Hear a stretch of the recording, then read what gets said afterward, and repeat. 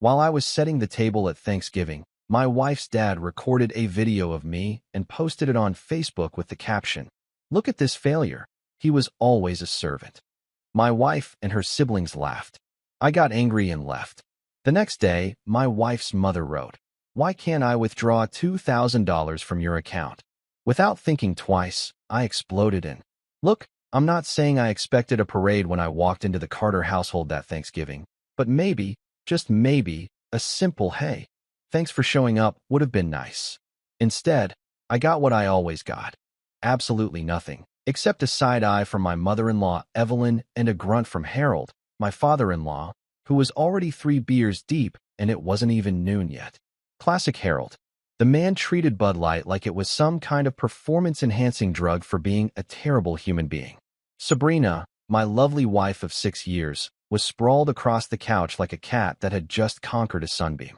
Her siblings, Ben, the wannabe finance bro who peaked in high school, and Tiffany, who thought posting selfies counted as a full-time job, were right there with her, all three of them scrolling through their phones and arguing about whose vacation photos looked more expensive. Because apparently, that's what passes for conversation in the Carter family. Not, "How are you doing?"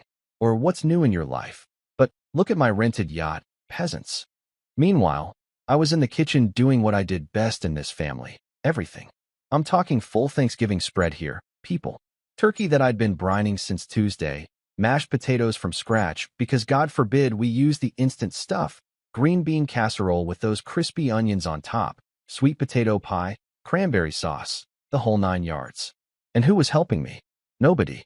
Sabrina claimed she'd already done so much by picking up the disposable plates from Target. Revolutionary stuff, really. I'm sure the founding fathers would have been proud. I just finished setting the dining room table, and let me tell you, I went full Martha Stewart on that thing. Silverware aligned perfectly, napkins folded into these fancy little triangles I'd learned from a YouTube video at 2 in the morning because I couldn't sleep thinking about how much I was dreading this day. The plates were positioned exactly 1 inch from the edge of the table.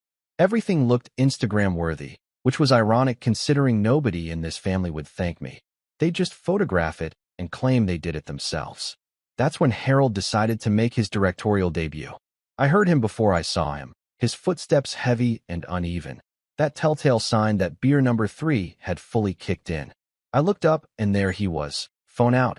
Camera pointed directly at me like I was some kind of zoo animal. He didn't even try to be subtle about it. Just stood there in his stained polo shirt and khakis that were 2 sizes too small, recording me as I folded the last napkin. "What ya doing there, sport?" he asked with this smirk that made me want to shove that napkin down his throat. But I didn't, because I'm civilized. Or stupid. Honestly, at this point, it's hard to tell the difference.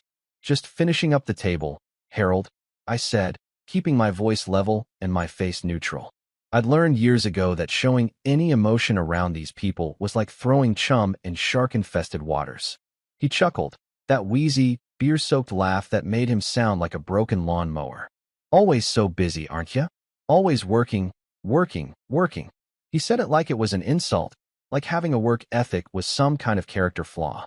Then he walked away, still filming, and I heard him muttering something to Evelyn about dedication in the most sarcastic tone possible. I should have known right then. I should have packed up my casserole dish and walked out. But no, I'm an optimist. Or a masochist. Again, the line's pretty blurry. By the time I got the turkey to the table, a beautiful 20-pound bird that had taken me 4 hours to cook to perfection, everyone had gathered around like vultures circling roadkill. Sabrina finally looked up from her phone long enough to say, "Oh, it's ready?" as if food magically appeared when you ignored it long enough. Ben was already reaching for the beer cooler, and Tiffany was adjusting her ring light for what I can only assume was going to be a riveting TikTok about how blessed she was. Harold was at the head of the table, naturally, because God forbid anyone else sit in the throne. He cleared his throat like he was about to give the State of the Union address, and everyone quieted down.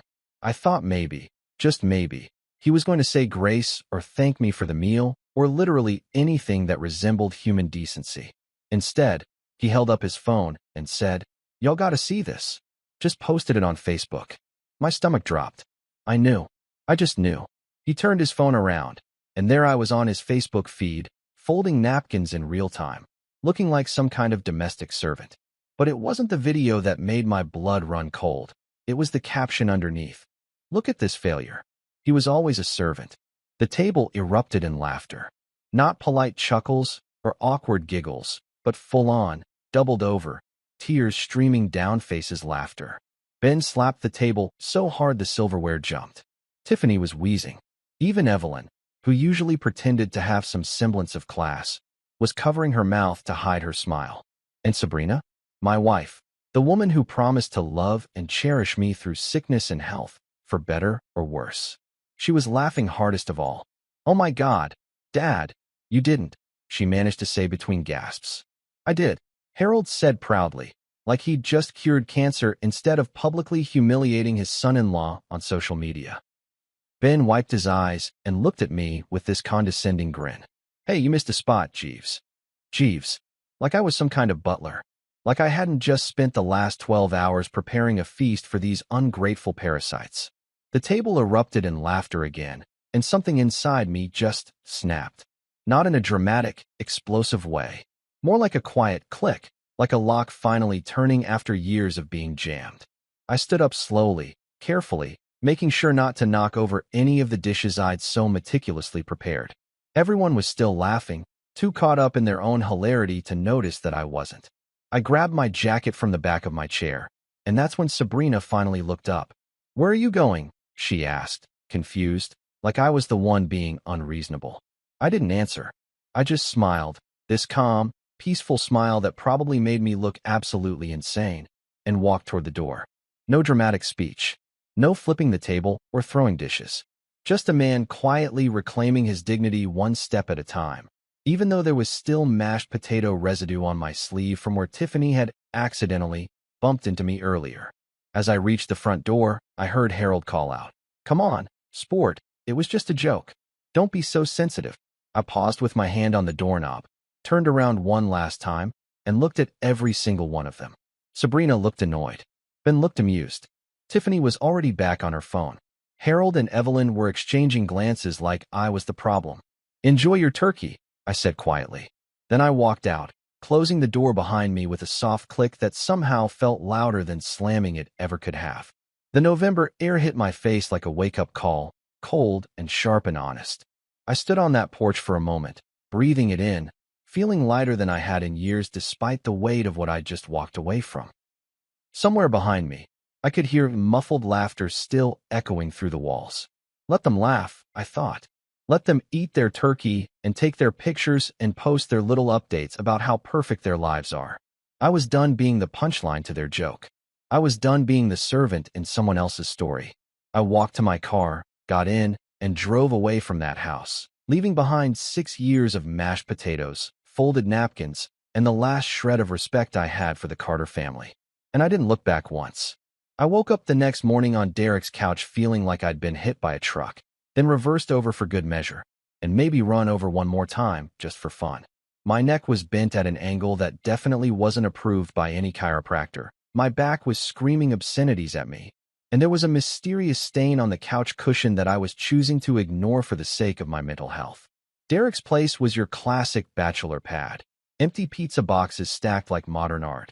A TV that was somehow always on ESPN even when nobody was watching, and a smell that could only be described as Axe body spray mixed with regret and old gym socks. Derek himself was in the kitchen making what he called coffee, but what actually looked like motor oil. The man thought adding 5 scoops of instant coffee to a cup of lukewarm water was artisanal brewing. I'd crashed here around midnight after driving around aimlessly for 2 hours, my phone buzzing nonstop with messages from Sabrina that I'd expertly ignored. Derek had opened the door, taken one look at my face, said the Carters, and I just nodded. He'd pointed to the couch, tossed me a blanket that smelled vaguely like Doritos, and that was that. No questions asked. This is why Derek was my best friend. The man understood that sometimes you just needed a couch and silence, not a therapy session. I was lying there contemplating whether my spine would ever forgive me when my phone started vibrating on the coffee table like it was possessed. I reached for it with the enthusiasm of someone reaching for a live grenade. The screen lit up with a text message, and when I saw who it was from, I actually laughed out loud, That kind of unhinged, slightly manic laugh that probably should have concerned me.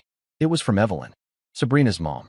The woman who once told me at a family barbecue that I seemed like the type who peaked in high school, even though I was a college graduate with a stable job and her daughter had literally peaked at her Sweet 16 party.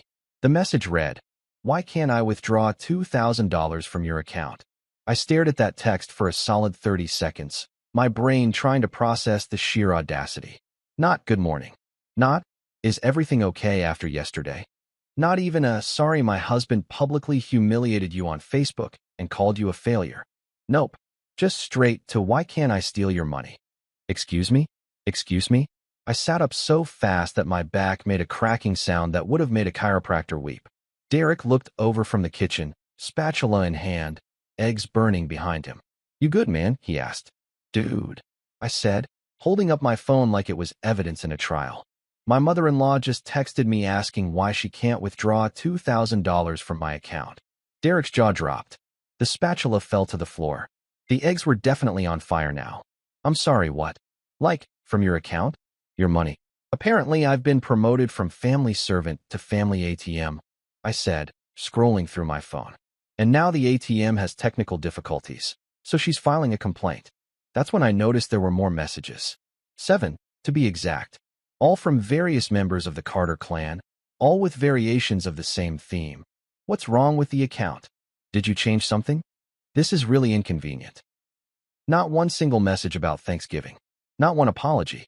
Just a bunch of vultures upset that their meal ticket had suddenly grown a spine. I looked at Derek, who had now abandoned the smoking eggs entirely and was staring at me like I'd just told him aliens were real. "Bro, they've been taking money from your account." "Joint account." I corrected him, though that didn't make it any better.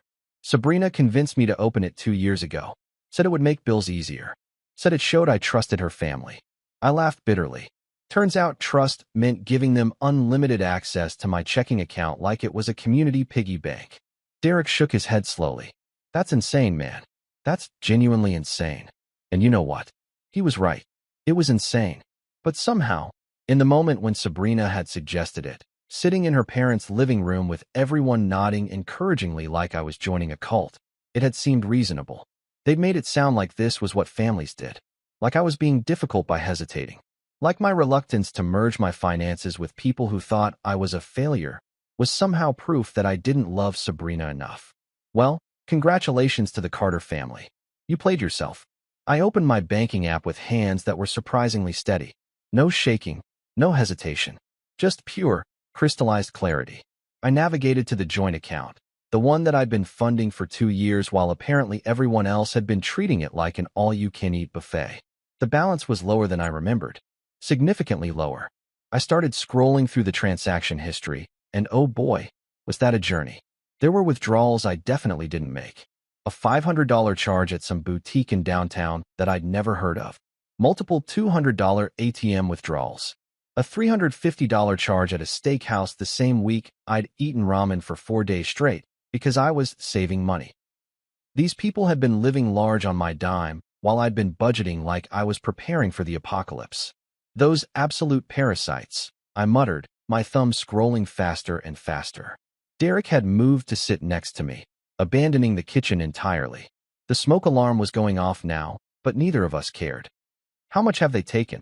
"I don't even want to calculate it," I said, but my brain was already doing the math. Thousands. Easily thousands over the past 2 years. Money I'd worked overtime for. Money I'd saved by bringing lunch to work instead of eating out. Money I'd put aside thinking maybe Sabrina and I could finally take that trip to Japan she always talked about. Except now I knew where that Japan money had gone. Straight into Harold's beer fund and Tiffany's ring light collection. I took a deep breath, and then I did something that felt both reckless and absolutely necessary. I called the bank. At 9 in the morning on a Friday, I called my bank, got connected to a representative named Patricia who sounded way too cheerful for the crime I was about to commit, and I said the magic words. "I need to close my joint account and transfer everything to a new personal account." Patricia, bless her, didn't ask questions. She just said, "I can absolutely help you with that, sir." And 20 minutes later, it was done. The joint account was closed. Every remaining penny, which wasn't much, thanks to the Carter family shopping sprees. was transferred to a brand new account that only I had access to. No joint holders. No family members with withdrawal privileges. Just me, myself, and I. The second I hung up, my phone exploded. And I mean exploded. Text messages started flooding in like I'd just announced the end of the world. Evelyn was first. What did you do? Followed immediately by Harold. The account's closed? What's your problem? Then Ben. Real mature dude. Then Tiffany with about 15 crying emojis, and this is so unfair. And finally, Sabrina. We need to talk. Now. I looked at Derek, who was watching this unfold with the fascination of someone witnessing a train wreck in slow motion. Should I answer? Absolutely not, he said firmly. Let them sweat. So I did. I watched those messages come in, one after another, each one more desperate and angry than the last. Evelyn sent 8 messages in a row, each one calling me increasingly creative versions of selfish. Harold sent a text that just said grow up. It was just a joke, which made me want to throw my phone through his living room window. A joke. The man called me a failure on Facebook. His family had been draining my bank account for 2 years, and apparently, all of this was just one big hilarious joke that I was too sensitive to understand. Derek got up and turned off the smoke alarm, which had been wailing this whole time. He came back with 2 bottles of beer, even though it wasn't even 10 in the morning yet, handed me one, and raised his in a toast. To closing accounts and opening eyes, he said. I clinked my bottle against his. To realizing you've been married to a family of con artists. We drank, and I felt something I hadn't felt in years. Relief. Pure, unadulterated relief. Sure, my marriage was probably over. Sure, I was currently homeless and sleeping on a couch that had mysterious stains. Sure, my in-laws were probably plotting my murder via angry text message. But my bank account, that was mine again. And sometimes, that's where you have to start. By that evening, Derek's couch had officially declared war on my spine, and I needed a new refuge before I ended up needing physical therapy for the rest of my life. That's when I remembered Aunt Lucille, my mom's sister, the woman who'd raised me for 3 years after my parents divorced and Dad disappeared to find himself in Colorado. Spoiler alert. He found a 23-year-old ski instructor named Brandy instead, but that's a different story for a different therapy session. Aunt Lucille lived in this small house on the east side of town, the kind of place that smelled like vanilla candles and had those decorative roosters in the kitchen that served absolutely no purpose, but somehow made everything feel like home. She was 72 years old, barely 5 feet tall, and could intimidate a biker gang with nothing but a wooden spoon and a disappointed look. I'd called her around 4 in the afternoon, and before I could even finish explaining the situation, she'd said, "Get over here. I'm making chicken. That's Aunt Lucille for you." No judgment, no lectures, just fried chicken and unconditional support. The woman was a saint in orthopedic shoes. I showed up at her door around 6 with nothing but the clothes on my back and a duffel bag I'd borrowed from Derek that smelled like his gym socks. Aunt Lucille took one look at me, shook her head, and pulled me into a hug that somehow made me feel like I was 10 years old again, and my biggest problem was failing a spelling test. "Come on in, baby," she said, using that term of endearment she'd been calling me since I was knee-high to a grasshopper. "Dinner's almost ready, and you look like you've been hit by a bus." "More like a whole family of buses," I muttered, following her inside. Her living room was exactly as I remembered it. Floral couch that was probably older than me, coffee table covered in Reader's Digest magazines from 2003, and pictures of family members covering every available surface. There was even still a photo of me from my high school graduation, looking awkward in a cap and gown that was 2 sizes too big. Simpler times, when my biggest concern was whether I'd get into a decent college, not whether my in-laws were committing financial fraud. Lucille disappeared into the kitchen and returned 5 minutes later with a plate piled so high with fried chicken that it could have fed a small army. There were mashed potatoes, coleslaw, biscuits that were still steaming, and gravy that looked like it could solve world peace. She set it down in front of me on the coffee table and settled into her recliner with her own plate. "Now eat," she commanded, "and then you can tell me about whatever nonsense that wife of yours has pulled this time." See, Aunt Lucille had never liked Sabrina. She'd told me at my wedding, literally during the reception while we were cutting the cake, that Sabrina had the eyes of a woman who'd never washed a dish in her life. I'd laughed it off back then, Thought she was just being overprotective. Turns out Aunt Lucille could spot a red flag from a mile away, probably because she'd lived through her own fair share of terrible relationships and had developed some kind of sixth sense for detecting nonsense. I ate while I talked, telling her everything. The Thanksgiving disaster, Harold's Facebook post, the joint account revelation, all of it. She listened quietly, occasionally nodding or making small disapproving sounds, but mostly just letting me vent while I demolished piece after piece of chicken. By the time I finished talking, I'd eaten half the plate and felt marginally more human. Well, Lucille said finally, setting down her fork with a deliberate clink. That family's about as useful as a screen door on a submarine. And your wife? She shook her head. Men don't cry over women who can't boil water, baby. Remember that. God bless Aunt Lucille and her country wisdom that somehow always made perfect sense. I was about to respond, probably to agree with her wholeheartedly, when my phone buzzed on the coffee table. I'd been ignoring it all evening. The messages had finally slowed down after I'd blocked Evelyn and Harold, but this one made my blood run cold. It was from Ben, Sabrina's insufferable brother, the guy who wore Vineyard Vines shirts and thought quoting The Wolf of Wall Street made him sound sophisticated. I picked up my phone, and my stomach dropped straight through the floor and possibly into the earth's core. It was a photo. My man cave. The one room in that godforsaken house that was supposed to be mine, the place where I'd hung my vintage movie posters and set up my gaming console and arranged my collection of graphic novels, was destroyed. And I don't mean messy. I mean absolutely annihilated. The furniture was flipped over. My posters were torn down, some of them ripped in half. My TV was face down on the floor, screen probably shattered. Books were scattered everywhere like someone had thrown them against the walls. My collectible action figures, the ones I'd been gathering since I was 12 years old, were knocked over, some clearly broken. It looked like a tornado had gone through there. Except tornadoes are natural disasters, and this was clearly deliberate. The caption under the photo read, "Cleaning day, buddy," with a little smiley face emoji, because apparently, destruction of property is hilarious when you're a Carter. Before I could even process what I was looking at, another message came through. This time from Tiffany, Ben's sister, the girl who thought influencer was a real career path. She'd sent another photo, this one showing her holding up a pair of my Superman socks, the ones my mom had given me before she passed away, one of the last birthday presents she ever bought me, and grinning like she'd just won the lottery. Her message said, "We saved your superhero socks though, face with tears of joy, face with tears of joy, face with tears of joy," followed by about 12 more laughing emojis, because subtlety had never been her strong suit. I stared at my phone, and something inside me shifted. It wasn't anger anymore. It wasn't even hurt. It was something colder, more calculated. It was the feeling you get when you realize that being nice hasn't gotten you anywhere, and maybe it's time to try a different approach. Aunt Lucille noticed the change in my expression. "What is it?" she asked, leaning forward in her recliner. I showed her the photos without saying a word. She looked at them, her face going through several expressions. Confusion, shock, and finally settling on pure fury. For a 72-year-old woman who stood barely 5 feet tall, she suddenly looked like she could fight God and win.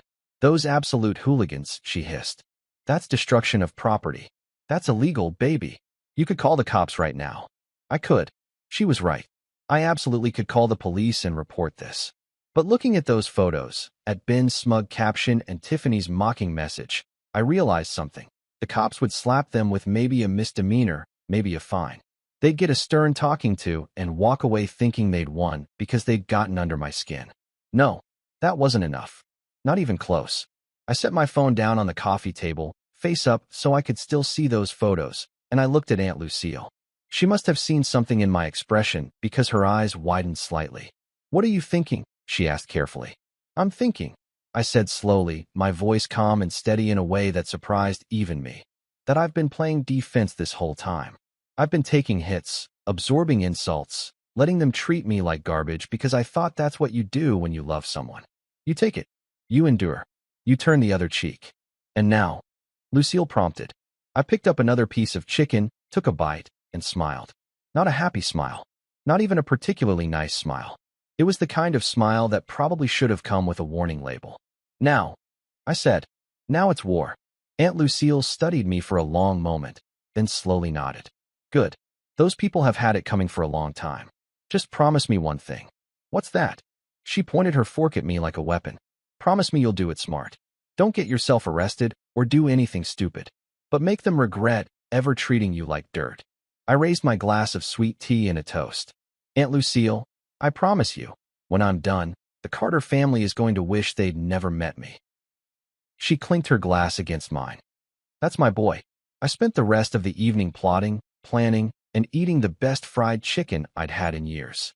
And somewhere across town, the Carter family was probably celebrating their little act of vandalism, completely unaware that they'd just poked a bear that was tired of hibernating. Game on.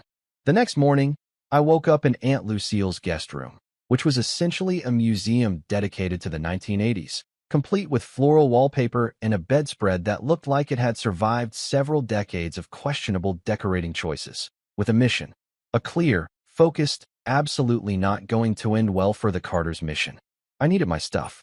My laptop with all my work files, my passport, my clothes that didn't smell like Derek's gym bag, and whatever shreds of dignity I could salvage from that house before the Carter family decided to have a bonfire with my belongings.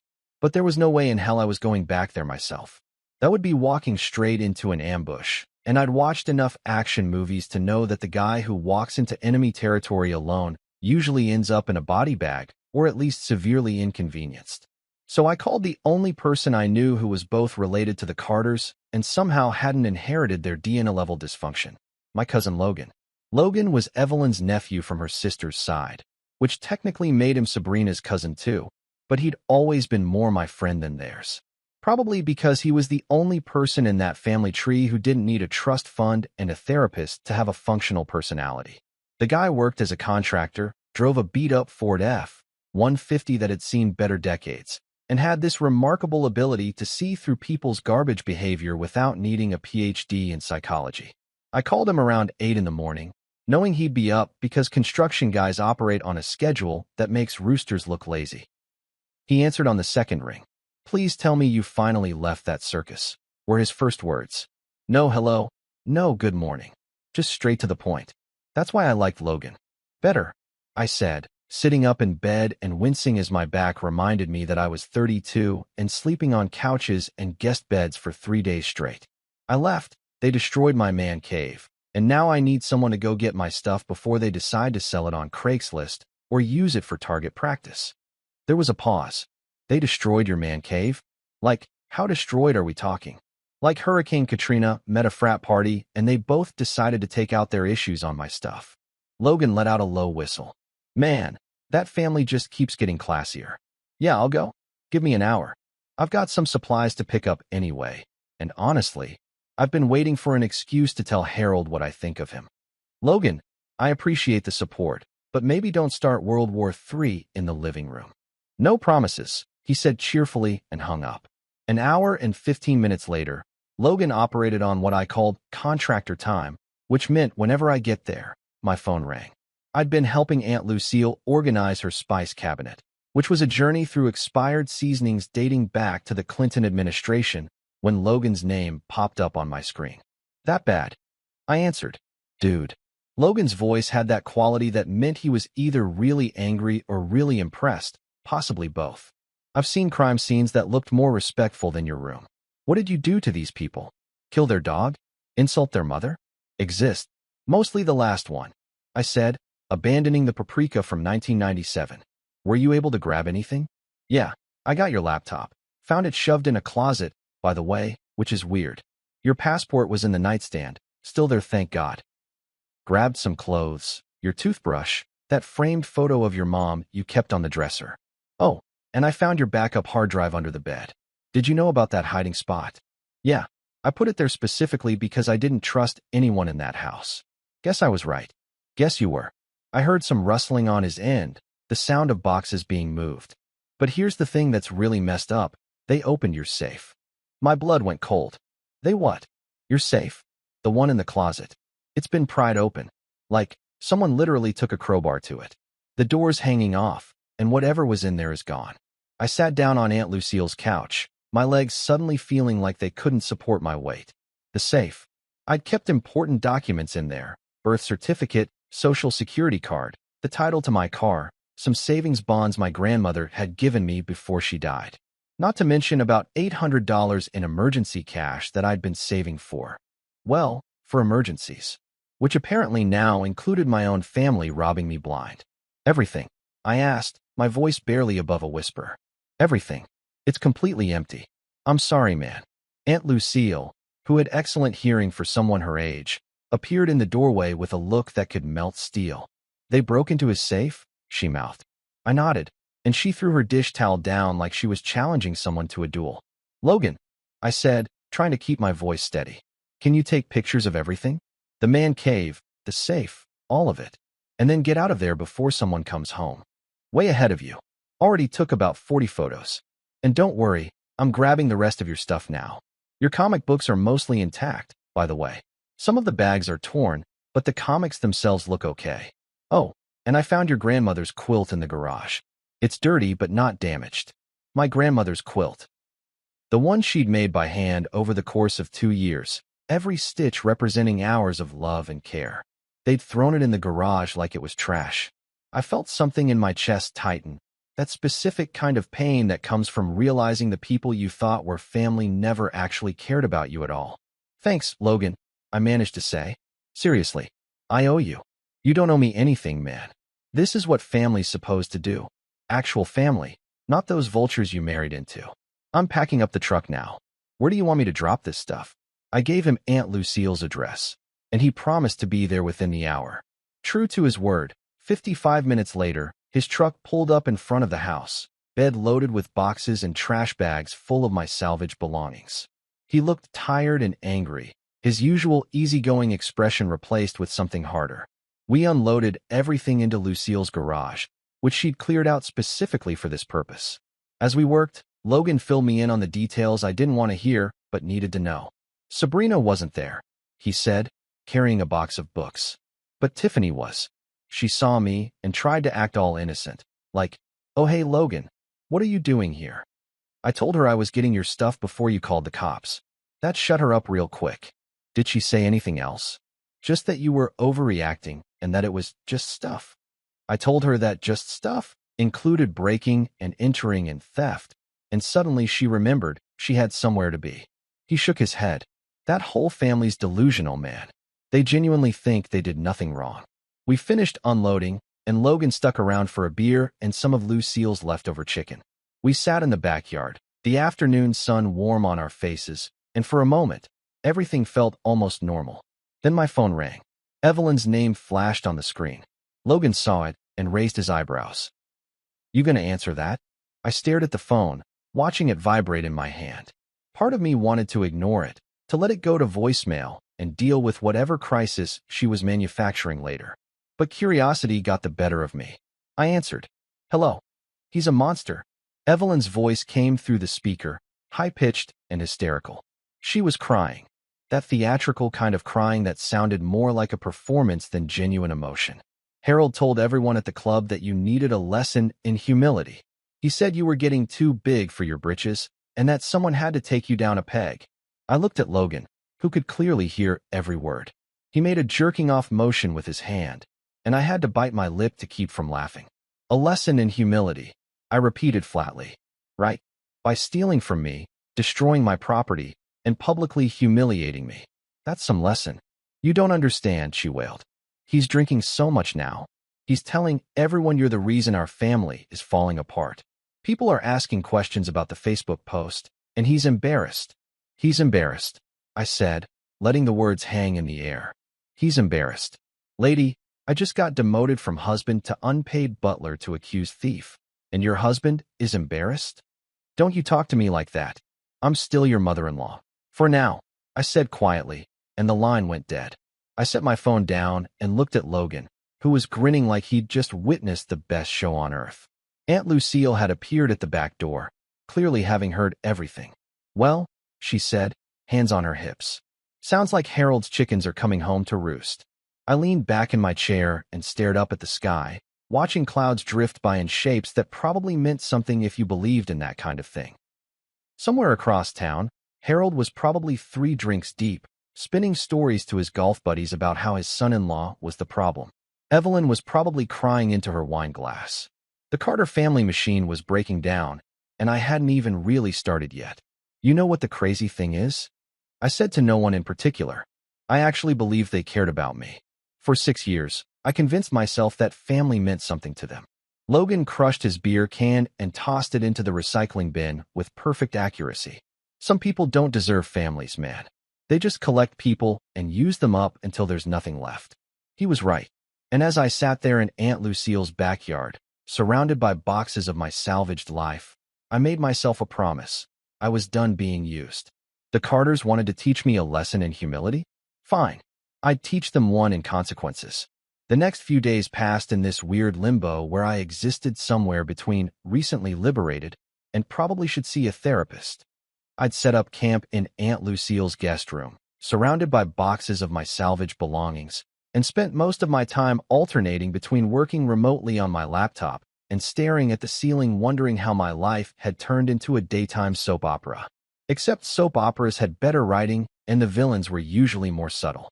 I'd put my phone on Do Not Disturb, which was probably the smartest decision I'd made since leaving that Thanksgiving dinner. The messages kept coming. I could see the notification count climbing every time I glanced at the screen, but I ignored them all. There's something deeply satisfying about watching people spiral into panic when they realize their punching bag has left the ring. It's like watching a bully realize the kid they've been tormenting just transferred schools and took all his lunch money with him. Aunt Lucille had been an absolute saint through all of this. She'd knock on my door every morning with coffee and a pep talk that usually involved some variation of "those people are dumber than a box of rocks, and you're better off without them." She'd also started baking stress pies, her term, not mine, which meant I gained approximately 5 pounds in 3 days, but felt emotionally supported, so it balanced out. It was Tuesday afternoon, I think. The days had started blending together like a badly mixed smoothie when I made the mistake of opening Instagram. I don't know what possessed me to do it. Morbid curiosity, probably. That same impulse that makes you slow down to look at a car accident even though you know you're not going to like what you see. And there it was. Sabrina's Instagram story, posted 6 hours ago, already viewed by 300 people who I'm sure were just eating up the drama.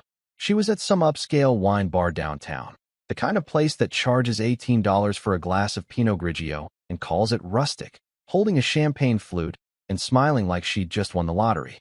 Her makeup was perfect, her hair was styled in those loose waves that somehow always looked effortless even though I knew it took her an hour with a curling iron, and she was wearing that blue dress I'd bought her for our anniversary last year. The caption read, "Some people can't handle a joke." Clinking glasses sparkles. I stared at that screen for a solid minute, my brain trying to process the sheer, unfiltered audacity. Some people can't handle a joke. Right. If joke means public defamation by your in-laws, financial theft, and destruction of personal property, then yeah, guilty as charged, Your Honor. Lock me up and throw away the key because I clearly can't take a joke.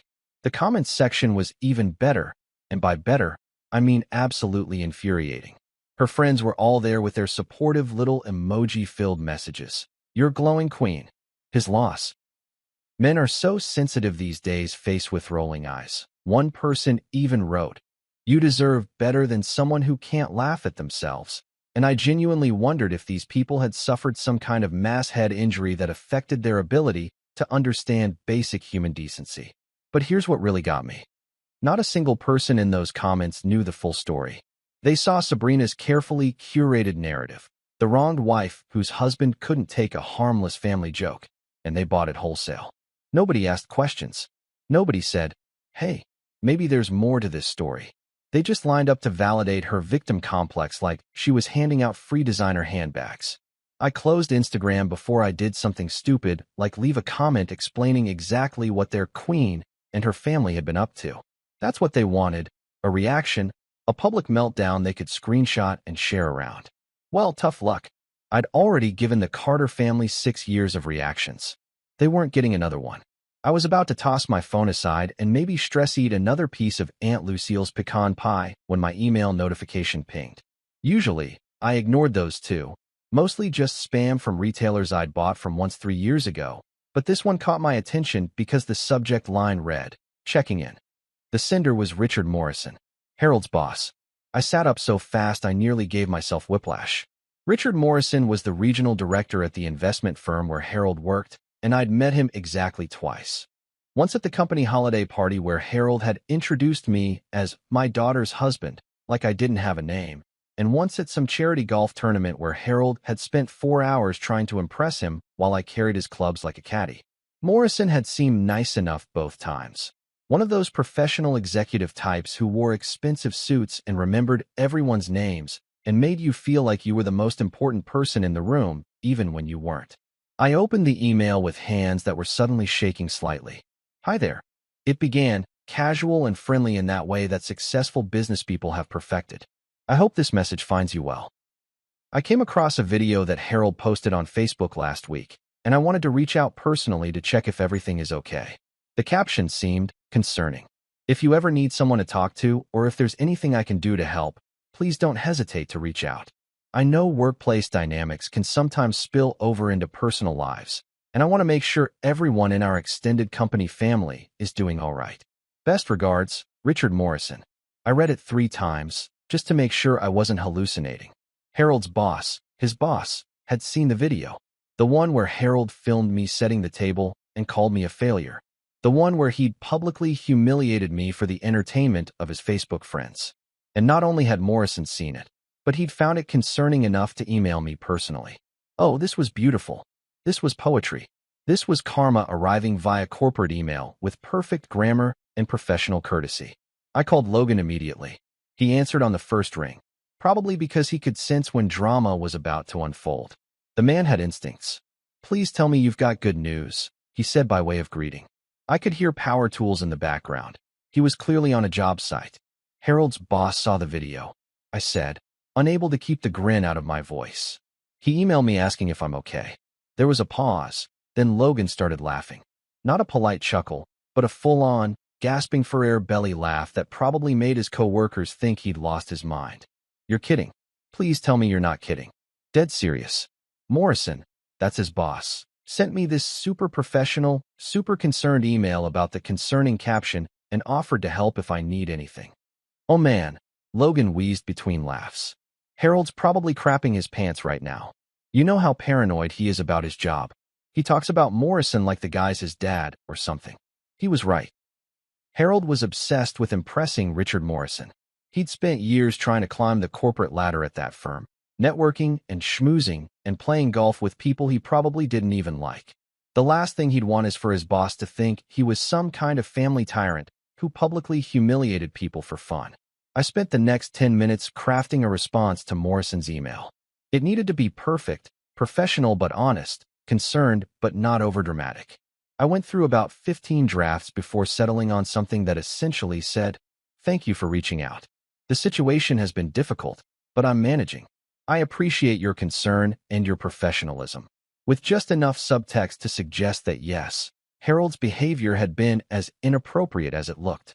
I hit send and immediately felt this rush of satisfaction. Not revenge, exactly. More like justice. Harold had tried to humiliate me publicly, and now his boss was asking questions. The internet had done what it does best, remembered his stupidity longer than his paycheck. Aunt Lucille appeared in my doorway holding a tray with sweet tea and cookies. "You're smiling," she observed. "That's either really good or really bad." Harold's boss saw the video and emailed me to see if I'm okay. I said, still grinning. She set the tray down and smiled. That slow, satisfied smile that said she'd lived long enough to know that karma always collected its debts eventually. Well. Looks like Harold's little joke isn't so funny anymore, is it? "Nope," I said, taking a cookie. "Turns out public humiliation is only fun until your boss starts asking questions about your character." My phone buzzed. A text from a number I didn't recognize at first, then realized it was Harold's work phone. The message was short. "We need to talk. This is getting out of hand." I showed it to Lucille, who snorted. "Out of hand? Now it's out of hand? Not when they were stealing from you or destroying your things." She was right. Everything had been perfectly fine when I was the one suffering. But now that there were actual consequences for Harold, suddenly things were getting out of hand. Suddenly, we needed to talk. Suddenly, there was urgency. I typed back a simple response. "No thanks. Talk to your boss instead." Then I blocked his work number 2, finished my cookie, and spent the rest of the evening researching divorce lawyers. Because if the Carter family thought this was getting out of hand now, they hadn't seen anything yet. The man who mocked me online was about to learn a very important lesson. The internet never forgets. Employers care about reputation. And sometimes the quiet guy who set the table had been taking notes the whole time. Game on, Harold. Game on. It was Thursday morning when Logan showed up at Aunt Lucille's house looking like he'd just discovered aliens were real and they were running a Ponzi scheme. He was holding a manila envelope like it might explode at any second, and his expression was somewhere between confused and absolutely furious. Which, coming from Logan, who was usually the most laid-back person I'd ever met, was saying something. "You need to see this," he said, not even bothering with a greeting. He walked straight past me into the living room where Aunt Lucille was watching her morning game shows and slapped the envelope down on the coffee table like he was serving legal papers. "Good morning to you too," I said, following him. "What is that?" "Found it on Harold's porch about an hour ago. I went back to grab that box of your winter clothes from the garage, you know, the one with your good coat, and this was just sitting there. It's addressed to you." I picked up the envelope. Sure enough, my name was scrawled across the front in handwriting that I recognized immediately, Harold's. The man wrote like a doctor having a seizure, all slanted letters and incomprehensible loops. There was no postage, no return address, just my name and the word important, underlined 3 times like he thought emphasis made him more credible. Aunt Lucille muted her show and turned to watch. "This ought to be good," she said, settling deeper into her recliner like she was preparing for a performance. I opened the envelope carefully, half expecting glitter to explode out like some kind of passive-aggressive greeting card. Instead, 2 old photographs fell out and landed on the coffee table. Wedding photos. One of Sabrina and me cutting the cake, both of us smiling like we'd just won the lottery instead of signing up for 6 years of psychological warfare. The other was from the reception, me in my tuxedo looking way too optimistic about my future, surrounded by the Carter family who were all grinning like they'd just successfully sold a timeshare to someone who didn't want one. "Subtle," Logan muttered, picking up one of the photos. "Nothing says, I'm about to apologize, like sending someone pictures of happier times." But the photos were just the opening act. The real show was the 4 pages of handwritten letter paper tucked inside the envelope. I pulled them out and immediately regretted every decision that had led me to this moment. Harold's handwriting was even worse when he was trying to be sincere. It looked like he'd written this while riding a mechanical bull during an earthquake. I started reading out loud, because this kind of masterpiece needed an audience. "Dear son," I began, and Logan immediately snorted. "Oh, we're starting with dear son. That's rich. He's never called me that to my face, but sure, we're family now that he needs something." I continued. "I've been doing a lot of thinking since Thanksgiving, and I realize now that maybe I didn't handle things the right way." I looked up. Maybe he didn't handle things right. Not, I was completely wrong, or I'm a terrible person. Just maybe. Aunt Lucille shook her head. "Keep reading. This is better than my stories. You were never easy to understand." I read, my voice dripping with sarcasm. "You always kept to yourself, always working, always busy. We never really knew what you were thinking." I paused. Right. Because making conversation with people who think I'm a failure seemed like such a great use of my time. Logan was pacing now, his contractor boots making small thuds on Lucille's carpet. "This is unbelievable. He's making it your fault that you didn't enjoy being insulted." "Oh, it gets better," I said, scanning ahead. "You acted like you were better than us sometimes. Always so proper, so careful with your words. It made us uncomfortable." I laughed, that sharp, bitter laugh that comes out when something is so absurd you can't even process it normally.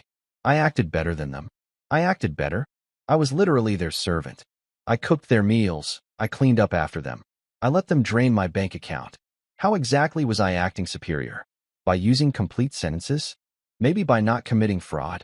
Logan suggested. That probably made them feel bad about themselves. I kept reading, getting angrier with each sentence. Harold went on for 3 pages about how misunderstood he was, how family dynamics are complicated, how jokes sometimes go too far, and how he never meant to hurt me. It was a masterclass in non-apology apologies, the kind of thing a politician would write after getting caught doing something illegal, but not quite illegal enough to go to jail for. And then I got to page 4, and my blood turned to ice. There's something I need to tell you, I read slowly. Something I've been meaning to explain for a while now. I once took a small loan in your name.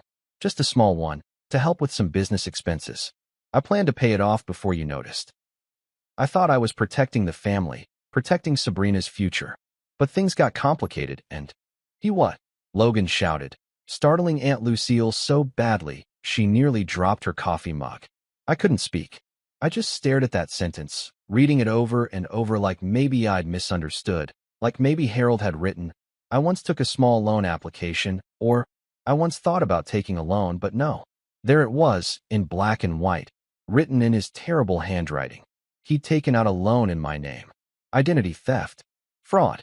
A federal crime, spelled out in a confession letter like it was just some minor oopsie that anyone could make. That son of a... Lucille started, then caught herself. That absolute criminal. How much? Logan asked, and I realized I'd stopped reading. I scanned the rest of the page, but Harold hadn't included that detail. Probably because he knew that any amount would sound bad when you were confessing to identity theft. My hands were shaking, not from fear or sadness, but from pure, crystallized rage. This man, this absolute dumpster fire of a human being, had stolen my identity. He'd forged my signature, used my credit, taken out loans that I was legally responsible for, all while calling me a failure to his Facebook friends and letting his family destroy my belongings. We need to check your credit report, Logan said, already pulling out his phone. Right now? Because if he took out one loan, who knows what else is on there? He was right. We spent the next 20 minutes huddled around my laptop, pulling up my credit report from all 3 bureaus. And there they were, like landmines buried in my financial history. 2 credit cards I'd never opened. One from Chase with a balance of $3,200. Another from Capital One with $2,800. Both opened 3 years ago, right after Sabrina and I had bought our first house together. When Harold would have had easy access to all my personal information because I'd stupidly trusted him to help with the paperwork. The statements were all delivered to an address I didn't recognize.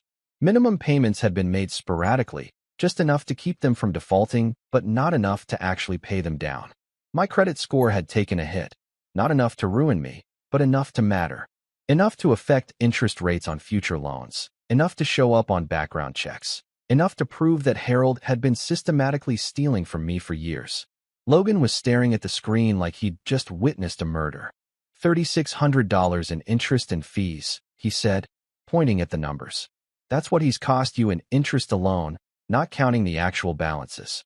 This man is a parasite. This man makes criminals look lazy, I said, echoing Logan's words from earlier. Except now it wasn't just a joke. It was literally true. Harold had committed identity theft, fraud, and probably about 15 other crimes that I'd need a lawyer to properly name. Aunt Lucille had been quiet through all of this, which was unusual for her. When I looked over, she was gripping the arms of her recliner so hard her knuckles had gone white. You're calling a lawyer, she said. It wasn't a question. You're calling a lawyer right now, and you're pressing charges, and you're making sure that man never works in finance again. She was right. She was absolutely right. This wasn't just family drama anymore. This wasn't just hurt feelings or destroyed property or mean Facebook posts. This was actual, prosecutable, go-to-jail crime. And I had the confession letter to prove it. I pulled out my phone and started searching for criminal defense attorneys.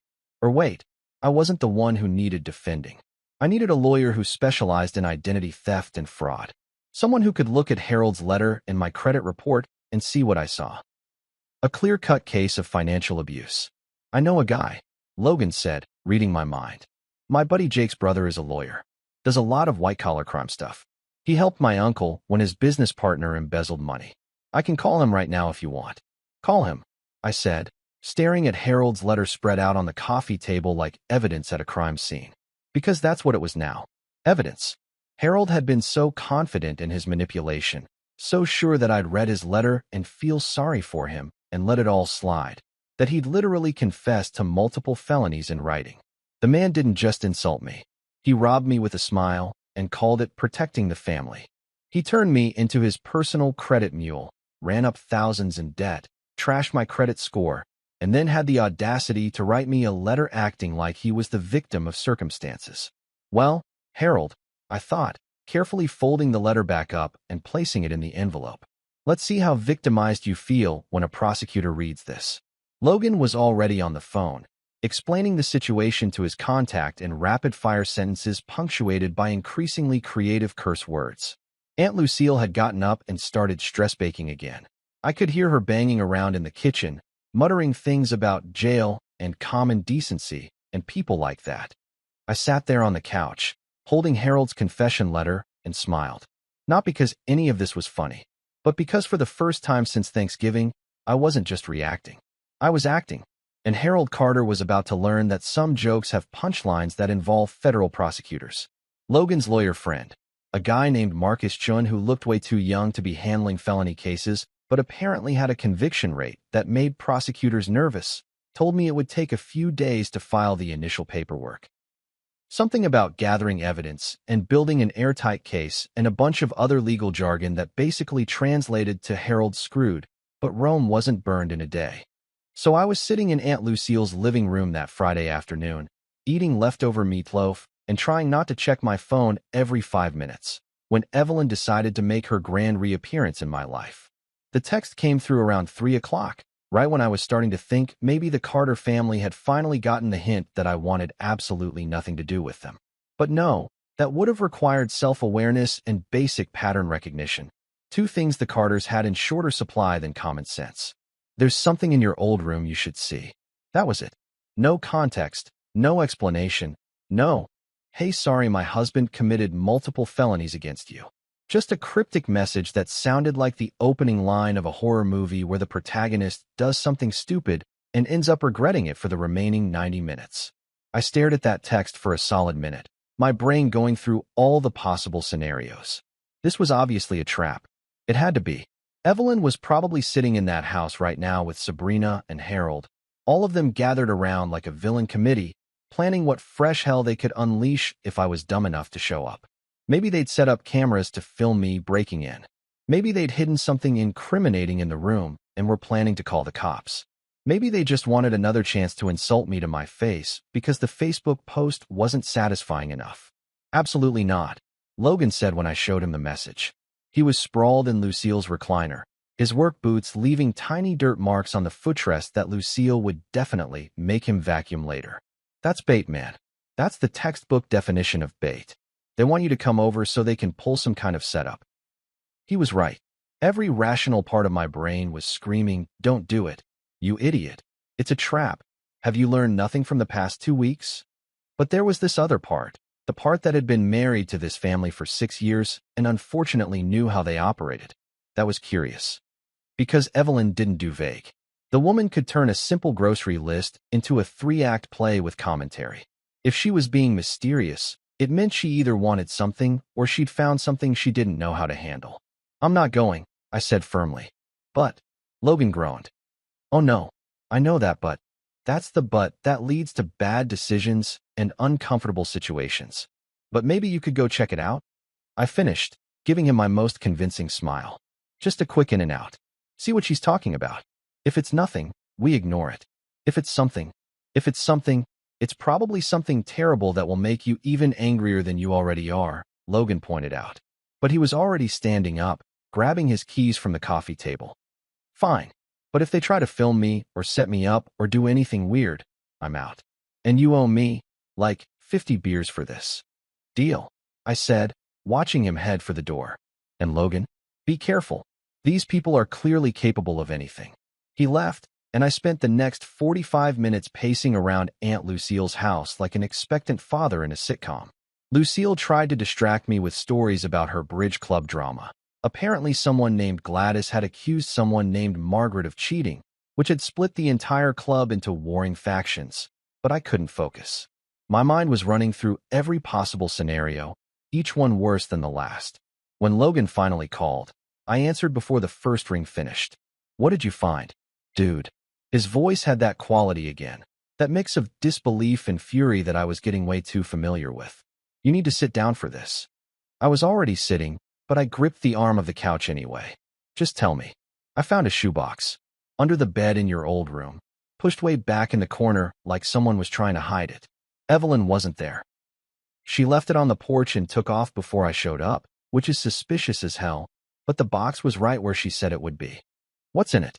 I asked, my stomach already sinking. Letters. Old receipts. Some pictures from when you were a kid. And a bank book. He paused. From First National. In your name. Dated from when you were 18. My heart stopped. Actually stopped for a second before remembering it had a job to do and reluctantly starting up again. A bank book? I never opened an account at First National. Yeah, you did. Well, someone did. Your grandmother did, actually. There's a letter in here from her. I'm reading it now. I heard papers rustling. It says, okay, here it is. My dearest grandson, I've opened this account for your future. $4,000 to help you start your life when you're ready. Use it wisely. Use it well. And know that your grandmother loves you more than all the stars in the sky. I couldn't breathe. My grandmother. My dad's mom. The woman who used to make me chocolate chip pancakes every Sunday morning and who died when I was 23, right before I met Sabrina. She'd opened an account for me. For $1,000, which in the early 2000s was serious money for a woman living on a teacher's pension. Money she'd saved, probably penny by penny, because she wanted to make sure I had something to build my future on. The balance, I managed to say, my voice barely above a whisper. What's the current balance? Logan was quiet for a long moment. Too long. 0, he finally said. It was drained. Multiple withdrawals starting. He paused again, and I could practically hear him checking dates. 2 weeks after your wedding. The last withdrawal was about 3 years ago, cleaned out the remaining balance of $87. The room tilted. Actually physically tilted, or maybe that was just my entire worldview shifting on its axis. Harold hadn't just stolen from me. He hadn't just taken out credit cards or loans. He'd stolen from my dead grandmother. He'd taken money that she'd saved for me, money that represented years of her love and sacrifice and hope for my future, and he drained it like it was his own personal piggy bank. Are you still there? Logan asked. Man, say something. You're freaking me out. I'm here, I said, surprised by how calm I sounded. That eerie, dangerous calm that comes right before a storm. What else is in the box? Receipts. Looks like Harold used the money for. Jesus, a fishing boat? There's a receipt here for a down payment on a fishing boat. And some golf club membership. And, he trailed off. There's a receipt from a jewelry store. $3,000 for a bracelet. Dated 6 months after your wedding. My hands were shaking now, but not from sadness. From pure, white-hot rage. Harold had taken my grandmother's gift, money she'd saved from her meager teacher's salary, money she'd set aside with a handwritten note about love and stars, and he'd spent it on toys for himself. A fishing boat he'd probably used twice. A golf membership at some pretentious country club where he could bore other middle-aged men with stories about his son-in-law, the failure. And a bracelet. Probably for Evelyn. Probably for some anniversary or birthday. Bought with stolen money and presented like he was some kind of generous husband. Bring me everything, I said, my voice steady and cold. Every letter, every receipt, every piece of paper in that box. And Logan? Yeah. Thank Evelyn for me. Tell her she just handed me enough evidence to bury Harold so deep he'll need a mining crew to find daylight. Logan laughed, but it wasn't a happy sound. You know this is going to get ugly, right? Like, nuclear-level ugly. The kind of ugly that ends up on the news. Good, I said. Let it get ugly. Let it get so ugly that people tell stories about it to scare their kids into being decent human beings. Harold wanted to teach me a lesson in humility? Fine. I'm about to teach him a lesson in consequences. Logan showed up 30 minutes later with the shoebox, and we spent the rest of the evening documenting everything. I took photos of every receipt, every letter, the bank book with its tragic decline from $4,000 to 0. My grandmother's handwriting, shaky but careful, full of love and hope, stared up at me from that letter, and I had to put it down twice because my vision got blurry and I wasn't crying. I was just processing. Aunt Lucille sat with me while I read through everything, her hand on my shoulder, not saying anything, because what was there to say? Harold had stolen from a dead woman. He'd taken money meant to help me build a life, and used it to fund his own hobbies and luxuries. And he'd done it all while calling me a failure, while letting his family mock me and use me and treat me like I was less than human. Your grandmother would be proud of you, Lucille finally said, squeezing my shoulder. For standing up to him. For not letting them get away with it. I looked at that bank book at the zeros where my future should have been, and I made a decision. Harold hadn't just stolen money. He'd stolen something that couldn't be quantified in dollars. My grandmother's final act of love, her last gift to me. And for that, there would be no forgiveness, no mercy, no family reconciliation. Marcus Chun, when I called him and told him about the shoebox, actually whistled. "You've got him," he said simply. "Between the confession letter and this banking evidence, you've got him dead to rights. Identity theft, fraud, elder abuse if your grandmother was alive when he got the account information. She was," I said. "She died 3 months after my wedding. He probably got all my personal information from the wedding paperwork. Even better. Well, not better for you, but better for the case. This is prosecutable 6 ways from Sunday." I hung up and looked at Logan and Lucille, who were both watching me like I was about to announce the end of the world. Maybe I was. The world the Carter family knew, anyway. The one where they could do whatever they wanted without consequences, where family meant having an endless supply of people to use and abuse. That world was about to end, and I was going to be the one holding the match.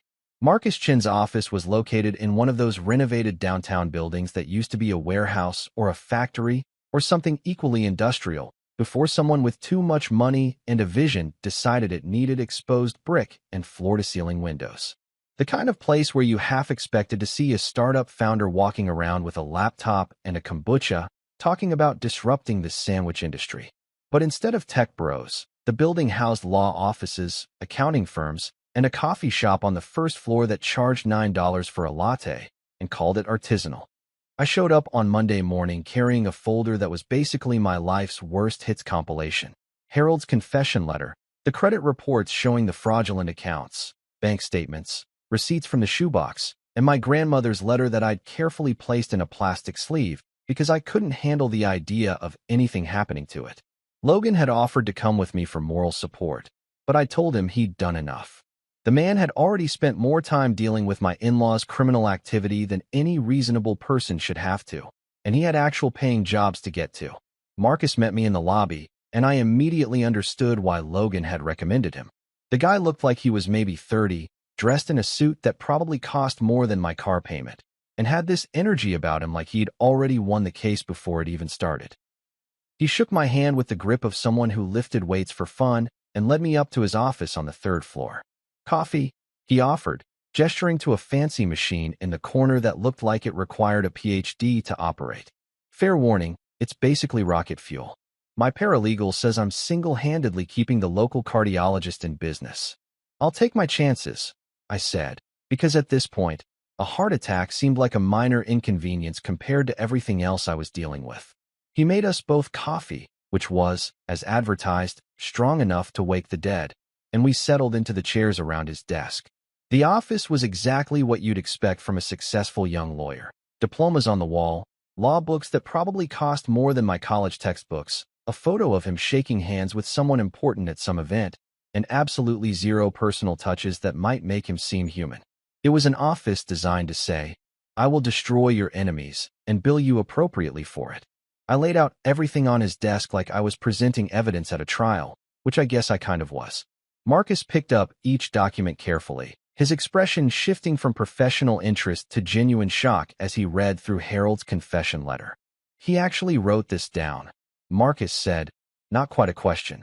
More like he was confirming that reality was as stupid as it appeared. He confessed to identity theft and fraud in a letter. On paper. With his handwriting. Apparently, Harold's understanding of self-preservation is about as developed as his understanding of basic human decency, I said, taking a sip of coffee that immediately made my teeth hurt. Which is to say, non-existent. Marcus actually laughed at that, a short bark of amusement before he caught himself and returned to professional mode. He spent the next 20 minutes going through every document, occasionally making notes on a legal pad, asking questions about dates and amounts and timelines. When he got to my grandmother's letter and the bank statements showing the account being drained, his jaw actually clenched. "This is elder financial abuse," he said quietly. "Your grandmother was still alive when he accessed this account. She died 3 months after my wedding. Harold had access to all my personal documents because we were doing the marriage paperwork, buying a house, all that stuff. I trusted him." I laughed bitterly. What an idiot I was. You weren't an idiot. You were a person with normal human expectations of decency being exploited by someone without any. Marcus set down the bank book and looked at me directly. Here's what I need you to understand. What he did isn't just morally wrong. It's criminal. Multiple felonies. We're looking at identity theft, wire fraud, credit card fraud, possibly elder abuse depending on when he obtained the account information. He's facing serious prison time if we prosecute this fully. Good, I said, and I meant it. No hesitation, no guilt, just pure conviction. I want to press charges. All of them. I want him to face every possible consequence for what he's done. Marcus studied me for a moment, probably trying to gauge if I was going to change my mind once the reality set in. But he must have seen something in my expression, that same cold determination that had been building since Thanksgiving, because he nodded. Okay then, let's bury him. We spent another hour going over strategy, timelines, what to expect from the process. Marcus explained that he'd need to coordinate with the DA's office, that there would be investigations and interviews, and probably a lot of waiting while the wheels of justice turned at their famously glacial pace. But he seemed confident, almost eager, in that way that lawyers get when they have a case that's so clear-cut it's basically a slam dunk. I left his office around noon feeling lighter than I had in weeks, despite the fact that I'd just set in motion a legal process that would probably dominate my life for the next several months. But it felt right. It felt like I was finally doing something instead of just reacting, finally taking control instead of being swept along by the Carter family's chaos. I was walking to my car, mentally planning to stop by Aunt Lucille's and report on the meeting, when my phone buzzed. Another unknown number, which immediately put me on edge because the last time I'd answered an unknown number it had been Harold's work phone asking to talk. But when I answered, it wasn't Harold. It was Evelyn, and she was crying. Not the theatrical, attention-seeking crying from the phone call last week. This was real crying, the kind that makes people's voices go all thick and broken, the kind you can't fake even if you're an excellent actress, which Evelyn definitely wasn't. I need to see you, she said between sobs. Please. I'm leaving him. I'm leaving Harold. You were right about everything, and I'm so sorry, and I have something you need to see. Every instinct I had was screaming, trap, trap, it's obviously a trap, hang up now. But there was something in her voice, something desperate and genuine that made me pause. Also, I was curious. Sue me. After everything that had happened, I wanted to know what could possibly make Evelyn Carter, the woman who defended her husband through fraud and theft and public humiliation, finally decide to leave. Where are you? I asked cautiously. Outside your aunt's house. I've been sitting here for 20 minutes trying to work up the courage to knock on the door. I brought some of your things. And something else. Something I found in Harold's desk that you need to see. I could have told her to leave it on the porch and drive away. I could have hung up and called the cops to report a suspicious person lurking outside Lucille's house. But that curiosity, that damned curiosity that had gotten me into trouble my entire life, won out. Stay there. I'm 10 minutes away. I drove back to Aunt Lucille's, probably breaking several traffic laws, that coffee from Marcus's office making my heart race, or maybe that was just adrenaline. When I pulled up, there was Evelyn's Mercedes parked across the street, and she was sitting in the driver's seat looking like she'd aged about 10 years in the past 2 weeks. Her makeup was smudged, her hair wasn't styled in its usual perfect waves, and she was wearing a sweatshirt. Evelyn Carter, who I'd never seen in anything more casual than business casual, was wearing a sweatshirt. She got out when she saw me, carrying a reusable grocery bag, the fancy kind from Whole Foods that cost $5 and made people feel good about themselves, and her eyes were red and puffy from crying. Thank you for seeing me, she said, her voice small in a way I'd never heard it before. Evelyn was usually all bold statements and loud opinions, but right now she sounded defeated. I didn't say anything, just gestured for her to follow me inside. Aunt Lucille was in the kitchen making what smelled like lemon pie, and when she saw Evelyn, her expression could have frozen lava. That woman is not welcome in my house, Lucille said firmly. It's okay, I said, though I wasn't entirely sure it was. She says she's leaving Harold. She has something I need to see. Lucille humphed, but didn't physically throw Evelyn out, which I took as permission to continue. We sat in the living room, me on the couch, Evelyn perched nervously on the edge of the chair like she might need to make a quick escape. She reached into the grocery bag and pulled out some of my stuff. A few books, some old CDs, my college diploma that I'd forgotten was even there. And then she pulled out a journal. My journal. The one I'd kept during the first year of my marriage. Back when I still thought writing down my feelings might help me process the slow realization that I'd married into a family of narcissists. I found this in the garage, Evelyn said quietly. And I read it. I know I shouldn't have, but I did, and she started crying again. You wrote about how alone you felt, how Harold made you feel worthless, how you'd catch me and Sabrina making fun of you when you left the room. Everything you wrote. It was all true, and we all just pretended it wasn't happening.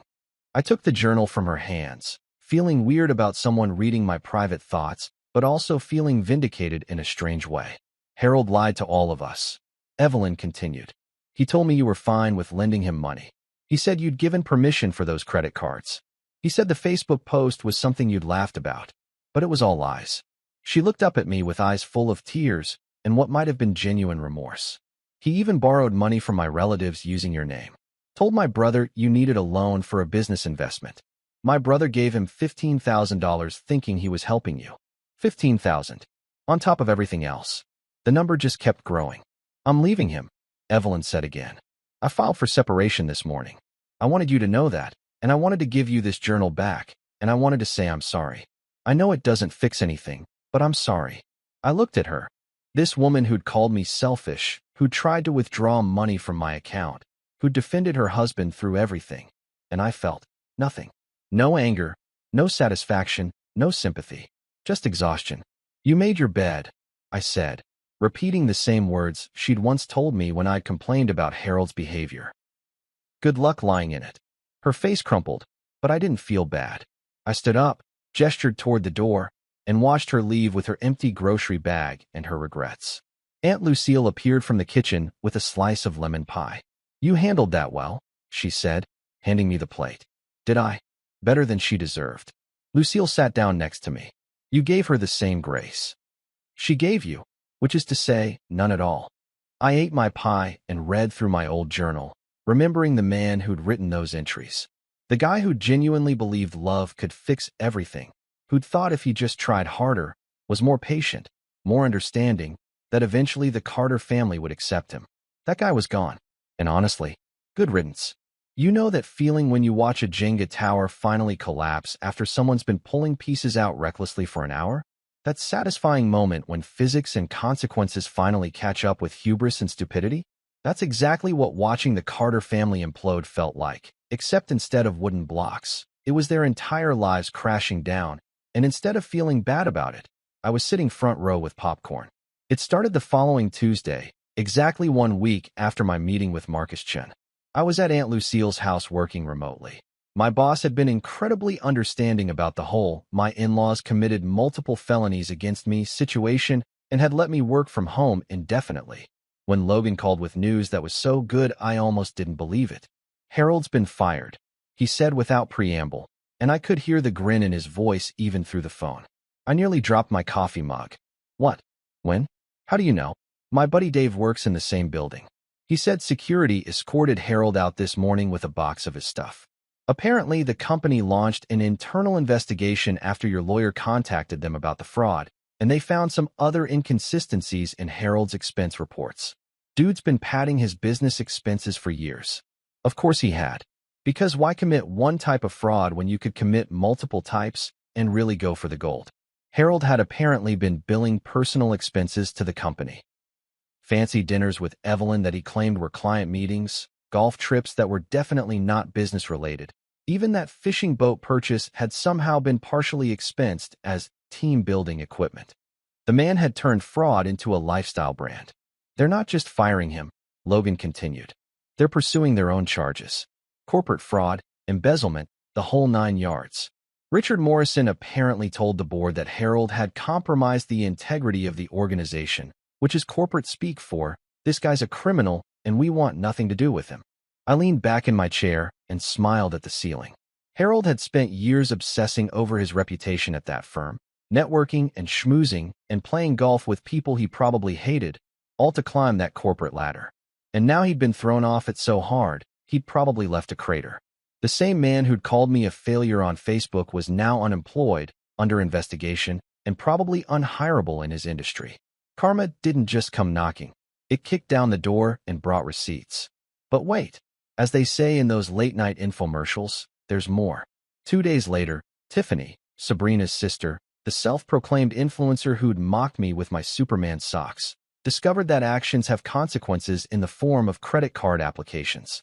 She'd apparently tried to open a new card at some luxury department store so she could finance more ring lights and whatever else influencers buy to maintain the illusion of success, and got denied. Not just denied, but flagged. Logan heard about this through the family grapevine. Apparently, Tiffany had called their cousin Jessica in hysterics, and Jessica had called her mom, who'd called Logan's mom, who'd called Logan, because that's how family gossip works. It's like a game of telephone, except everyone's actually trying to get the message right because the drama is too good to misquote. Turns out that when the fraud investigation started, the credit bureaus had flagged the entire Carter family network as high risk. Harold's fraudulent activities had created this web of financial red flags, and anyone associated with him was now under scrutiny. Tiffany, who'd been living off Harold's money and his ill-gotten gains for years, was suddenly discovering what it felt like to be treated like a credit risk. Her application hadn't just been denied. It had been flagged for potential fraud association, which meant she'd be explaining her family's criminal activity to creditors for years. She's claiming it's unfair. Logan told me over beers at Lucille's kitchen table. Says she didn't do anything wrong and shouldn't be punished for her dad's mistakes. Interesting, I said, taking a sip.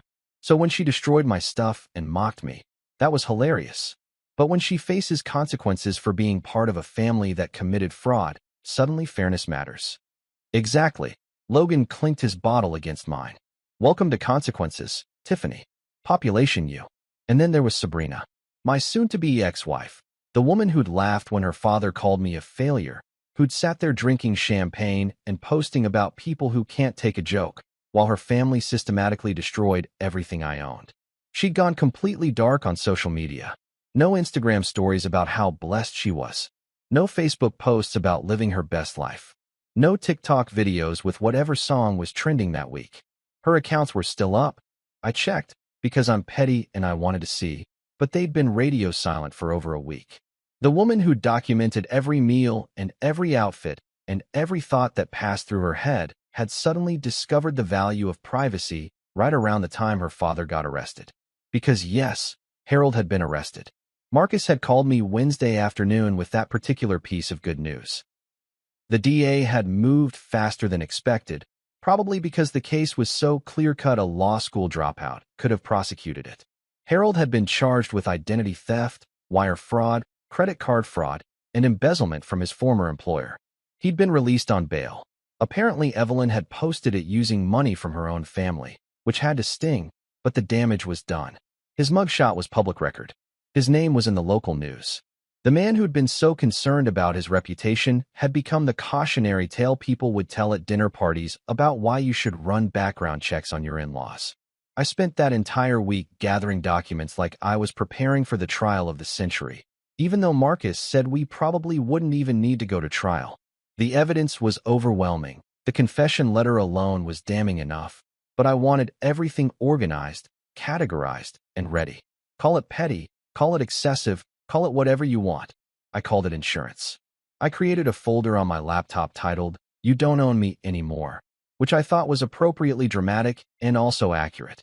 Inside went digital copies of everything. Harold's confession letter, the credit reports showing the fraudulent accounts, bank statements from my grandmother's drained account, receipts from the shoebox, screenshots of the Facebook post, photos of my destroyed man cave, text messages from the Carter family making demands and threats, Evelyn's confession about Harold's lies, everything. It was a greatest hits album of their terrible behavior, and every track was a banger. But the digital copy wasn't enough. I wanted them to see it, to hold it in their hands and realize exactly how much evidence I had against them. So I printed everything out. Used up 3 ink cartridges at Lucille's house, printing page after page of their crimes and cruelty. Organized it all with tabs and labels like I was preparing a presentation for a Fortune 500 company. Put it in a manila envelope that was so stuffed it barely closed. "You're really doing this?" Aunt Lucille said, watching me seal the envelope. It wasn't a question. I'm really doing this, I confirmed. Good, she said firmly. They need to see what they've done. All of it, laid out where they can't deny it or minimize it or call it a joke. That Saturday afternoon, I drove to the house I'd once called home. The place where I'd cooked Thanksgiving dinner and folded napkins and tried so hard to be accepted by people who saw me as nothing more than a convenient target. Logan had offered to come with me for backup, but I wanted to do this alone. This was my closure, my final act in the Carter family drama, and I needed to do it myself. The house looked the same as always. Perfectly manicured lawn that Harold paid someone else to maintain. Expensive cars in the driveway that were probably being repossessed as I sat there. That ridiculous lawn gnome that Evelyn thought was whimsical, but actually looked like it was judging everyone who walked past it. I sat in my car for a moment, engine running, looking at this house that had never really been my home, and I felt nothing. No anger, no sadness, no nostalgia, just indifference. I got out, walked up to the mailbox at the end of the driveway, and dropped in the envelope. It landed with a satisfying thud, and I stood there for a second imagining Harold opening it, seeing page after page of his documented crimes, realizing that I hadn't just walked away from this family. I'd built a case against them. Then I walked back to my car, got in, and pulled up my music library. Scrolled until I found the perfect song. Queen's Another One Bites the Dust started playing through my speakers, and I turned it up. Loud. So loud that I'm sure if anyone was home, they could hear it through the walls. And then I drove away. No looking back. No second thoughts. No dramatic confrontation.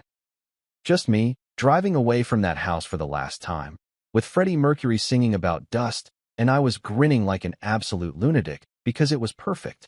The whole thing was absolutely perfect. The Carter family empire hadn't just crumbled. It had been systematically demolished, brick by brick, consequence by consequence. And the best part? They'd done most of the work themselves. I'd just provided the documentation. Months passed. My savings grew.